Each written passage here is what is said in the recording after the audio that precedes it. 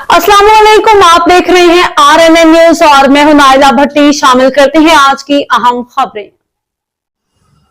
यजमान से अपडेट करेंगे। अलीम रऊफ अराई की रिपोर्ट के मुताबिक थाना सिटी यजमान से गायब होने वाला 13 साल आलियान को पुलिस ने जदीद टेक्नोलॉजी का इस्तेमाल करते हुए ढूंढ निकाला। आलियान हिफ्ज़ो नाजरा करने मस्जिद गया मगर वापस न आया। वालिद ने थाना सिटी यजमान को दरख्वास्त दी थी अपने बच्चों की हर आदत पर पूरी नजर रखें ताकि कोई भी नाखुशगवार वाकया पेश न आए।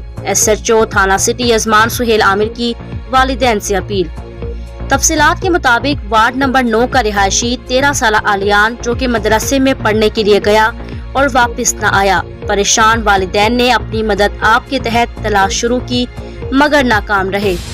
वालिद मोहम्मद इलियास की जानिब से 15 कॉल पर SHO थाना सिटी यजमान सुहेल आमिर ने फौरी न सिर्फ FIR का इंदराज किया बल्कि अपनी टीम SI नूर हसन और दीगर एहलकारों के हमरा बच्चे की तलाश जदीद टेक्नोलॉजी की मदद से शुरू की और चंद ही घंटों में बच्चे को ढूंढ निकाला और बाहिफाजत वालिद के हवाले कर दिया।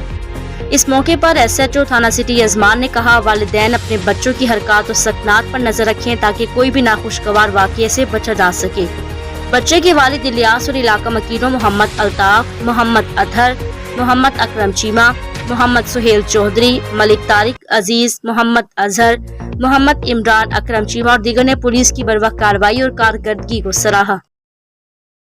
अब तक के लिए इतना ही। मजीद खबरों और अपडेट से बाखबर रहने के लिए देखते रहें RNN न्यूज।